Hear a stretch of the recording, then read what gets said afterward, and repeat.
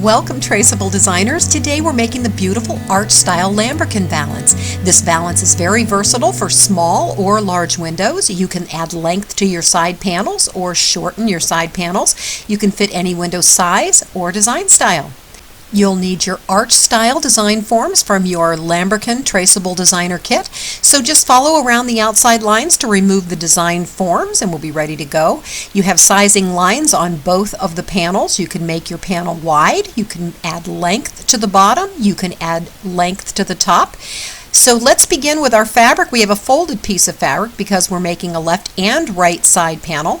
And in this case, we're going to size this fabric. I'm adding some width to my side panel because my window is extra wide. You can also add length to your side panel. So we're going to be adding a little bit of extra length. You use the straight area on the side panel to add the length. So we will first begin by determining our window size and our panel size. I'm going to make my valance separately. The left and the right side panels we made individually rather than on the folded fabric edge. I'm also going to add width to the side panel, length to the side panel, and depth to the upper area. So we'll be showing you how to add that extra fabric sizing. Also above your design form is where your rod pocket will be. So this area here in the center is going to be the top part of the valance. So I'm going to add an inch because my window is very wide, and when you have a wide window you want to make sure that you have a nice balance with a deeper valance on the upper section. So we'll be accounting for an extra inch there. In addition, I'll be adding 2 inches to the length of my side panel. So I'm adding the area right there in the middle where it's a straight edge. So taking into account the extra area for the rod pocket, 4 inches for the extra inch for the depth, and the extra 2 inches for the side, I'm going to cut a piece of fabric that's about 32 inches long, just to give me some excess because I will be tracing around the design form and you want to make sure you have plenty of fabric. So mark your fabric off so that you have the right size piece and then just simply cut it to size. So now that my fabric is sized, I'm going to cut it exactly in half. So I'm using the fold so that I can just run the scissors right along for a very straight cut line for both left and right panels. I'm making the right side panel first, so I turn my fabric with the back side facing up and pull out the design form. This design form is going to be traced with the printed side facing up to make a right side panel. I'm also adding some width to my side panel, and I need plenty of room for my rod pocket on top. So just check your fabric to make sure that it's wide enough, and then you want to make sure you position that down far enough, and you're always working with this extra space on the left because I'm adding width to my panel. That's not important if you're not adding width, but in this case I am.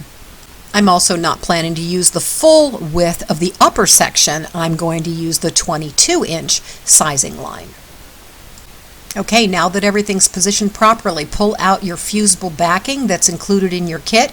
We're going to start with the upper section of the design form. This fusible backing needs to be positioned on the top and then on the side. You want to leave plenty of room for your rod pocket, in my case about 4 inches. So we're going to measure down from the top and we're going to mark the 4 inches across so we have the proper placement for the upper edge of the fusible backing so that we have no fusible backing for our rod pocket area. So just mark that across the whole way. Now you'll just reposition your design form. You'll notice the upper section is for the rod pocket. We have to add the fusible backing. It has to be deep enough. Make sure you add extra so that when you slide that design form down and you trace, you have backing covering the fabric area. So just pull that back out, reposition it, and you're going to cut the top section first so you can really just fold it over, get it to size, make sure it doesn't overlap beyond the edges, and just mark that so that you know how deep you need that, and then just cut a piece of fusible backing to cover the upper section behind your design form.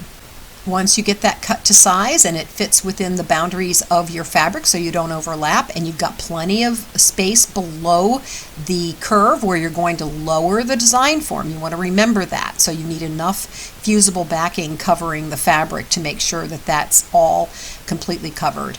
Then you just start with a dry iron, no steam, medium heat, medium-high heat, and then just with a sweeping motion starting in the center, moving out toward the sides, ironing on the paper side with the glue side facing down.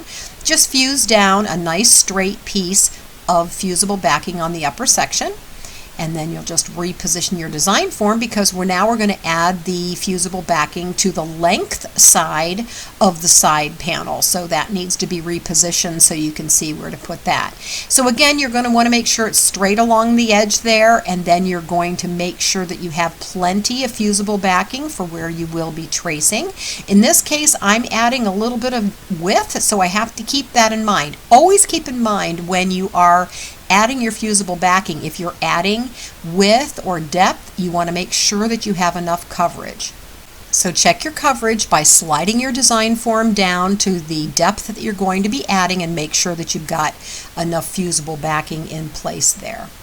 Once your backing is in place, then you'll just cut it to size. So you want to make sure you stay inside of the fabric. You don't want it to extend over your fabric onto the ironing board, and then just cut the shape out of the center so that you're not fusing the backing on fabric that's not necessary. So cut a nice big wide piece.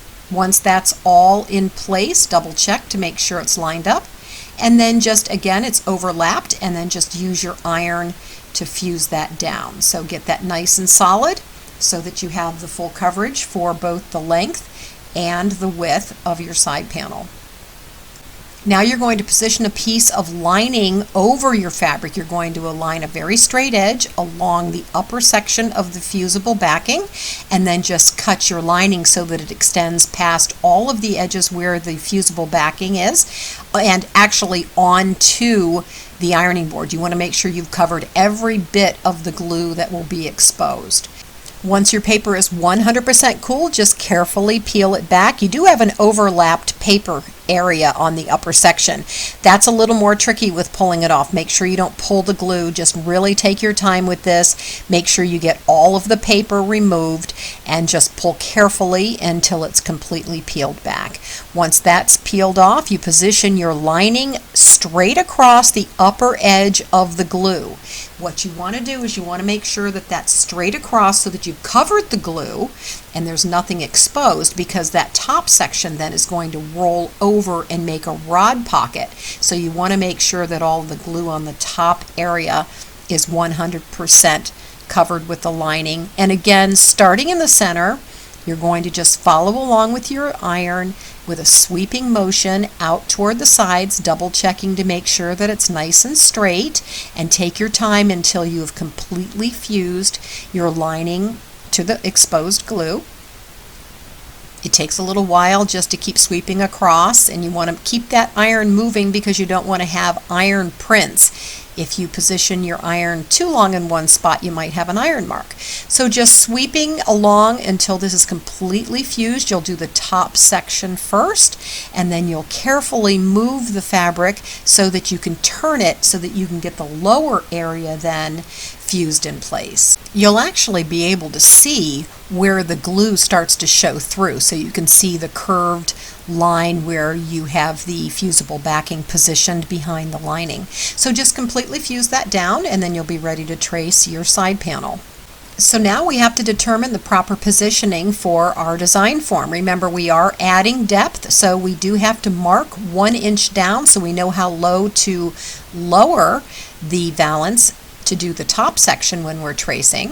So that's the first mark. If you're adding depth, then you have to add those marks first. If you're not adding depth, then you'll just use the top edge of the lining and you'll have the standard depth on the top section. The second adjustment that I'm making is, as I said, I am adding width to my side panel. So I'm going to measure over 1.5 inches, even though I'm only going to add 1 inch. And the reason for that is that's going to give me my tracing positioning. Then I'll slide the design form over to add the appropriate width once I'm finished. Okay, when we're ready to trace our form, remember we have to drop it down and follow along the marks, and then I'm removing width. I'm only going to the 22-inch side. So you always do the far side first, and then you trace underneath. You can see that I have the design form lowered down the 1-inch depth that I need, and I'm tracing the inside curve around and underneath the first design section, stopping at the straight section. That's where I'm going to be adding my length to my design form. So always the inside part first before you do anything else. So I've traced now my inside part, so now I can slide over and remove the width from the upper section with just a straight line there. Now to determine length, we start at the upper section, upper edge of the lining, and we measure down the full length needed. In my case, I'm adding a total of 3 inches, so it will be 30. So we're going to position our form along the marks inside where we've added our width, and then we're going to lower the design form down to the maximum length that I'm using. And then we're going to finish by tracing that lower section design end. So now, since that's been moved down, it's got that automatic extra 2 inches on the inside straight section. So I'm tracing that and then continuing around the design end at the bottom. So now I've finished the entire inside tracing of my design form. So I have my adjustment for length, I have my adjustment for depth, and now I'm adjusting for my width on my side panel. So you can see where there's that extra length in that area now. So now to create a nice straight side panel, we're going to measure over 1 inch from the marks that I positioned 1.5 inches over to give myself a little bit of edge there, so that when I position the design form along the sizing marks, giving the extra inch, it will be a nice straight tracing. So then you just position your design form and trace the straight side. Then you just slide it right up to the lining area there, making sure that you've covered the entire straight edge so you can see where you're going to be cutting. And then you just raise that design form up and make sure you go all the way across the top, even the unlined section, so you have a nice straight cut. Once that's complete, starting on the straight edge, just follow your traced line very carefully around without doing choppy cuts. You want to do long sweeping cuts and really follow that line closely so that you have a nice straight even edge on the side, and then just cut out your panel around the underneath section, and then continue over and do the side straight section. You can really cut it any way that's comfortable for you. Just make sure you cut on the side all the way up across the rod pocket area. Just keep turning the fabric and adjusting it until your panel is completely cut out. Once that's cut out, you can see from the design form where you've added the length and the width and the depth. You want to make sure you're going to repeat that exact same sizing when you do your second side panel for your left side. Now we're moving on to our rod pocket. Very simple. We're simply folding the fabric over, leaving a little space between the cut edge of the fabric and the lining. Just iron that down to flatten it out. Then you're going to add a strip of fusible backing to the folded section, so you want to make sure that you don't overlap onto the lining or onto the open space between. And then you're just going to iron that right down, just fuse that right across, and then when that's cool, we're going to remove that paper and then fold that over to create our rod pocket.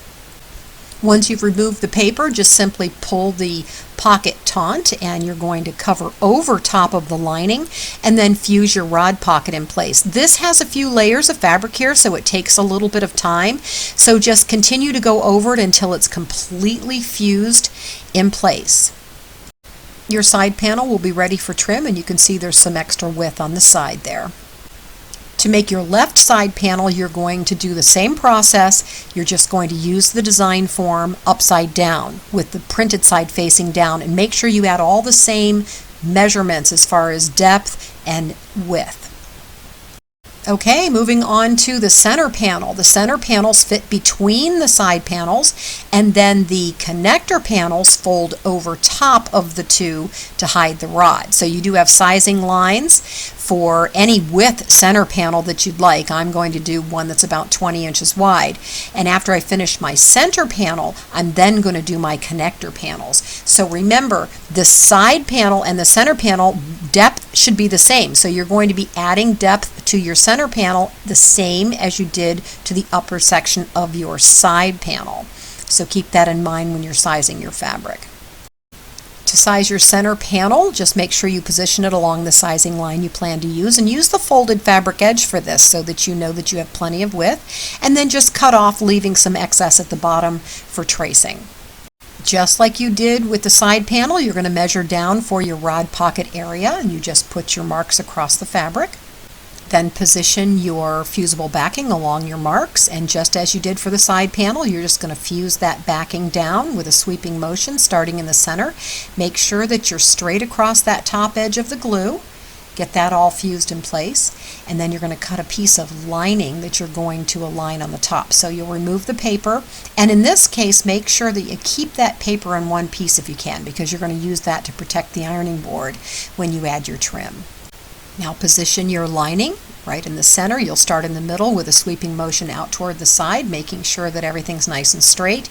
Take your time to get your lining completely fused to your center panel. Now just fold your fabric section in half and make sure you line up the upper edge of both of the front and back lining sections so everything's nice and straight for your rod pocket. Then you can put a couple of pins in your panel just to hold it nice and secure when you trace and when you cut it out.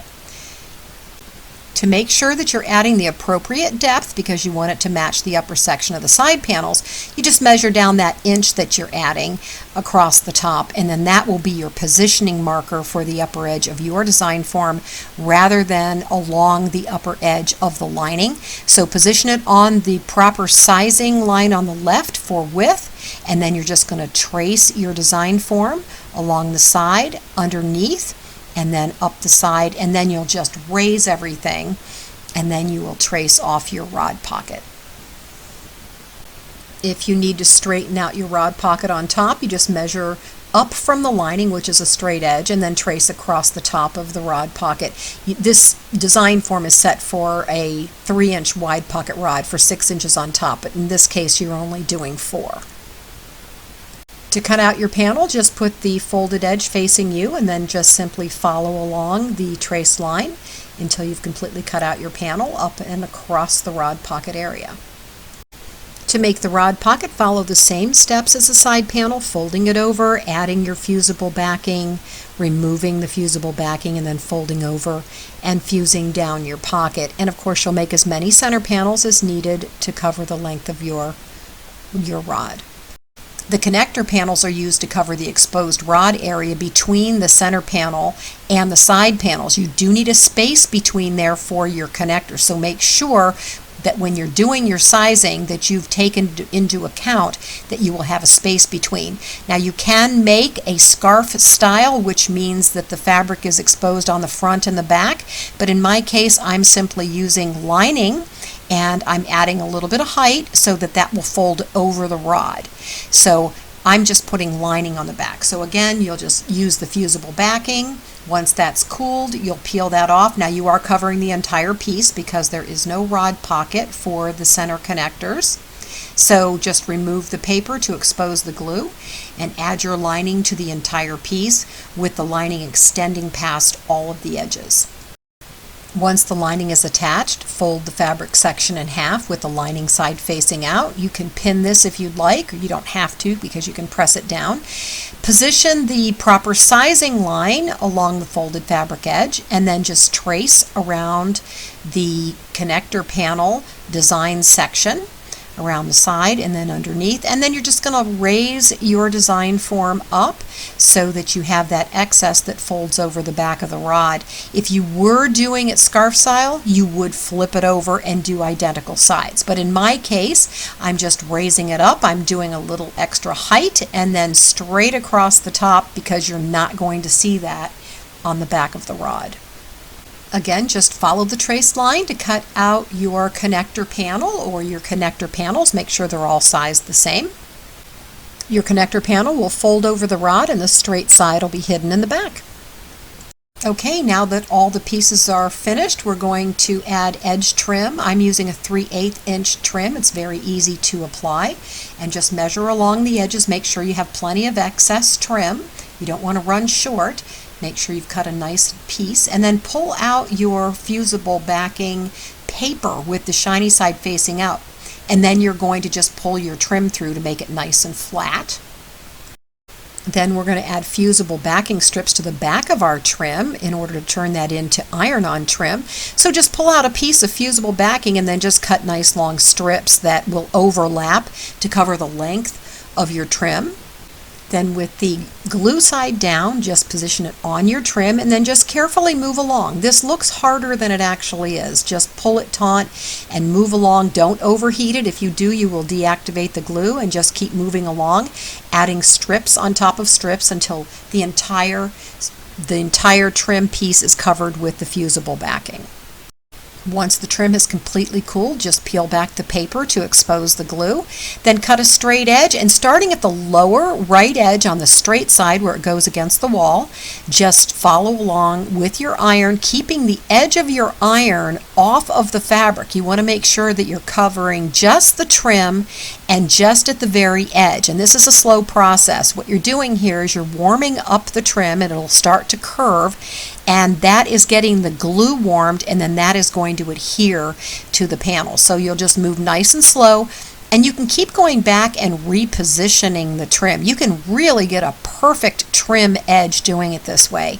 It does take time, so just take your time and do not overheat. If you overheat, you're going to deactivate the glue, and you can also remove the lining from the back of your valance panel. So make sure that you're careful with that and just move along. You'll get a feel for it, and then just follow along the curves. When you get to the inside corner, you put the point of the iron in and press to make sure that's nice and secure, and then you're really just bending the trim. Be careful not to burn your fingers, and then just bend the trim in the corner and continue to follow along the curve. This is, like I said, a slow process, but you really want this to be nice because that really does add to the beauty and the professional look of your valance panel. So get your point of your iron in the corner, and then just warm up that trim and just follow along the curves all the way until you get up to the top edge. Once you get to the top edge, just snip that off, fold that behind, and then just fuse that down. Follow the same process for the connector panels, just following the curve and then fuse all the way around and then across the straight edge that goes behind the back, and then fuse the trim behind to secure. I'm using a 1-inch metal rod. That's why I made a smaller pocket. You can hang this with a wide pocket curtain rod. That'll give you very sharp corners, and that's kind of recommended for a larger window. So you just slide the rod into the side panel and into the center panels, and then you're going to position your connector panels, and you want to make sure you like the length where they're hanging so that you can then add your fasteners to hold them together. So you always have to have a gap between the panels so that you can fit your fasteners. So pull out the Velcro that's in your packet, and then we're going to make a T shape for our Velcro fastener. We're going to go across the top of the T on the top part, and in between we're going to have a little longer piece. That way we have a little bit of leadway when we fold over and we Velcro together. So you do use the fusible backing to attach the Velcro. You don't want to just attach the sticky Velcro to the fabric because it will loosen over time. So you need to cut pieces of fusible backing to iron down and then expose that glue, and then stick your Velcro to the backing. The size of your Velcro sections will depend on the width of your panel, so you'll just use your own discretion. The straight edge, I usually like to use the hard side Velcro, and the reason is it might grab on the trim, and I'd rather have it grabbing in the back than on the front. So you're going to have the T straight across on the straight side, and then in the center you'll have the soft side Velcro, which will be a little bit longer, so that will grab and those will connect once that's connected. So once you've cut your fusible backing and you have ironed it in place, then just stick your Velcro right to the backing and that'll hold nice and secure. Okay, your beautiful new Lambrequin valance is ready to hang. Thank you for joining me, Traceable Designers, and remember, you can always make your mark with Traceable Designer.